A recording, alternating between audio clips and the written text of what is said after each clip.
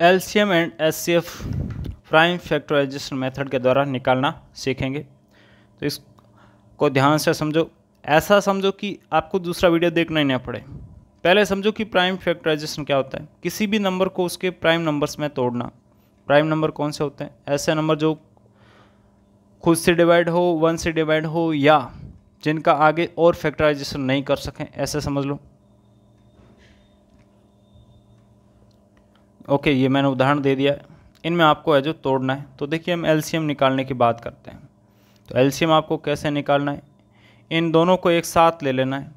एक तरीका यह है और एक दूसरा तरीका भी होता है, वो भी मैं आपको बता दूंगा। ठीक है, छोटे से छोटे प्राइम नंबर से डिवाइड करना शुरू करो। कौन है? 2। यहाँ पे कितना आएगा? 36। सपोज करो कि डिवाइड नहीं हो रहा है, तो फिर आगे बढ़ेंगे, फिर आगे बढ़ेंगे, ऐसे है जो आगे बढ़ते जाएंगे। लेकिन डिवाइड हो जाता है मैक्सिमम आपके क्वेश्चंस में, 2 से डिवाइड हो जाता है। कभी कभार 3 से शुरुआत करनी पड़ती है। उसके बाद देखो अगेन 2 से डिवाइड हो रहा है नहीं हो रहा है, चेक करना है, अगेन चेक करना है, फिर नेक्स्ट पे जाना है। अगेन 2 से डिवाइड हो रहा है, देखो अब 2 से डिवाइड नहीं हो रहा है, तो किस को चेक करेंगे? 3 से। तो ये 3 से डिवाइड हो रहा है, कितने टाइम? 3 टाइम। कंप्लीट डिवाइड वो भी। ओके, यहाँ पे जैसे एक मैं डिवाइड करके दिखा देता हूँ,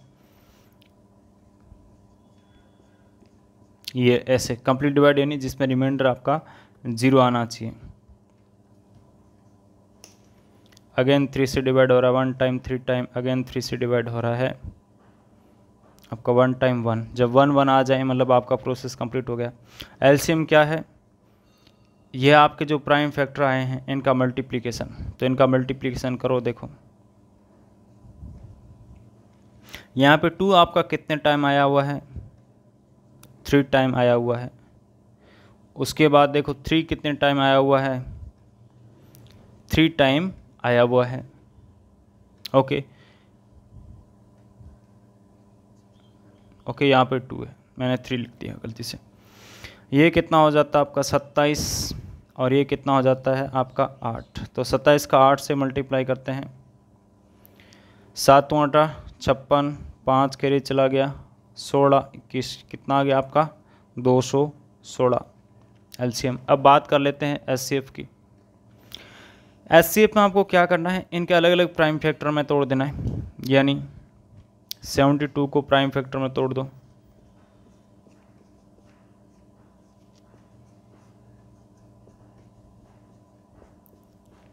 ओके, उसके बाद 108 को भी प्राइम फैक्टर में तोड़ दो।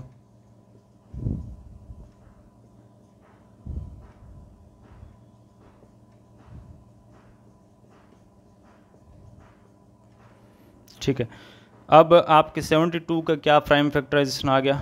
2 आपका 3 टाइम मल्टीप्लाई है, 3 टाइम 2 टाइम मल्टीप्लाई है। 108 में देखो 2 आपका 2 बार मल्टीप्लाई है, 3 आपका 3 बार मल्टीप्लाई है। आपका एचसीएफ क्या होता है? इनके कॉमन फैक्टर का मल्टीप्लिकेशन। कॉमन फैक्टर यानी ऐसा फैक्टर जो इसमें भी हो इसमें भी हो।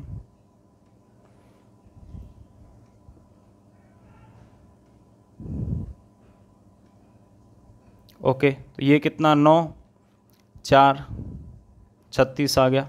तो एचसीएफ 36 आ गया और एलसीएम कितना आ गया? 216। मैंने आपको कहा कि एलसीएम निकालने का मैं आपको दूसरा तरीका भी बताऊंगा।